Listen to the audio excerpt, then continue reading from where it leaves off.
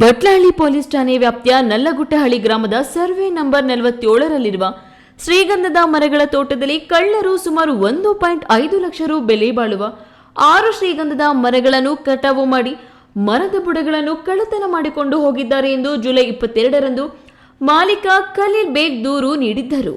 ಇನ್ನು ಬೊಮ್ಮೆಪಲ್ಲಿ ಗ್ರಾಮದ survey number 3/19ರಲ್ಲಿರುವ ಶ್ರೀಗಂಧದ ಮರಗಳ ತೋಟದಲ್ಲಿ ಕಳ್ಳರು ಸುಮಾರು 1 ಲಕ್ಷ ರು ಬೆಲೆ ಬಾಳುವ 5 ಶ್ರೀಗಂಧದ ಮರಗಳನ್ನು ಕಟಾವು ಮಾಡಿ ಮರದ ಬುಡಗಳನ್ನು ಕಳ್ಳತನ ಮಾಡಿಕೊಂಡು ಹೋಗಿದ್ದಾರೆ ಎಂದು ಮಾಲೀಕ ರಮೇಶ್ ಕಳೆದ ಜುಲೈ 24ರಂದು ದೂರು ನೀಡಿದ್ದರು. ಹೀಗೆ 2 ಪ್ರಕರಣಗಳು ದಾಖಲಾಗಿದ್ದ ಹಿನ್ನೆಲೆಯಲ್ಲಿ ಗಂಭೀರವಾಗಿ ಪರಿಗಣಿಸಿದ್ದ ಪೊಲೀಸರು ಕಳ್ಳರ ಪತ್ತೆಗಾಗಿ ಡಿವೈಎಸ್ಪಿ ಮುರಳೀಧರ್, ಕೆಂಚಾರ್ಲಹಳ್ಳಿ ವೃತ್ತ ನಿರೀಕ್ಷಕ ಜಿಸಿ ನಾರಾಯಣಸ್ವಾಮಿ ನೇತೃತ್ವದ ವಿಶೇಷ ಪತ್ತೇದಾರಿ ತಂಡವನ್ನು ರಚಿಸಲಾಗಿತ್ತು.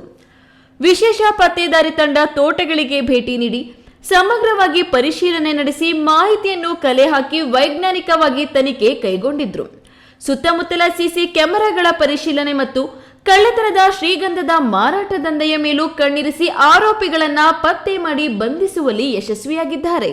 ತುಮಕೂರು ಜಿಲ್ಲೆಯ ತುರುವೇಕೆರೆ ತಾಲೂಕಿನ ಕಸಬಾ ಹೋಬಳಿಯ ಹೊಸಹಳ್ಳಿ ಗ್ರಾಮದ ತೀರ್ಥಕುಮಾರ್ ಮತ್ತು ಮೂರ್ತಿ, ಮಾಯಾಸಂದ್ರ ಗ್ರಾಮದ ಗೌಸ್ ಪಾಷಾ ಮತ್ತು ಅಫ್ಸರ್ ಪಾಷಾ, ಅದೇ ತಾಲೂಕಿನ ಬ್ಯಾಟರಹಳ್ಳಿ ಗ್ರಾಮದ ಮನೋಜ್, ಹಾಸನ ಜಿಲ್ಲೆಯ ಚೆನ್ನರಾಯಪಟ್ಟಣ ತಾಲೂಕಿನ ನುಗ್ಗೇಹಳ್ಳಿ ಹೋಬಳಿಯ ಕರಿಮಾರನಹಳ್ಳಿ ಗ್ರಾಮದ ಭರತ್ ಮತ್ತು ಶಿವ, ವಿಜಯನಗರದ ಏಜಾಜ್ ಬಂಧಿತ ಆರೋಪಿಗಳು. ಆರೋಪಿಗಳನ್ನು ನ್ಯಾಯಾಲಯಕ್ಕೆ ಹಾಜರುಪಡಿಸಿ ನ್ಯಾಯಾಂಗ ಬಂಧನಕ್ಕೆ ಒಪ್ಪಿಸಲಾಗಿದೆ. ಬಟ್ಲಹಳ್ಳಿ ಪಿಎಸ್ಐ ಶಿವಕುಮಾರ್, ಸಿಬ್ಬಂದಿ ಮಂಜುನಾಥ್, ವೆಂಕಟೇಶ್, ಪ್ರವೀಣ್ ಕುಮಾರ್, ನವೀನ್ ಕುಮಾರ್ ಪತ್ತೇದಾರಿ ತಂಡದಲ್ಲಿದ್ದರು. ಬಟ್ಲಹಳ್ಳಿ ಪೊಲೀಸರ ಕಾರ್ಯಕ್ಕೆ ಎಸ್ಪಿ ಕುಶಲ್ ಚೋಕ್ಸಿ ಮತ್ತು ಹೆಚ್ಚುವರಿ ಎಸ್ಪಿ ಜಗನ್ನಾಥ್ ರಾಯ್ ಮೆಚ್ಚುಗೆ ವ್ಯಕ್ತಪಡಿಸಿದ್ದಾರೆ. ಬಿದೇವಪ್ಪ, ಈ ನ್ಯೂಸ್ ಟಿವಿ, ಚಿಂತಾಮಣಿ.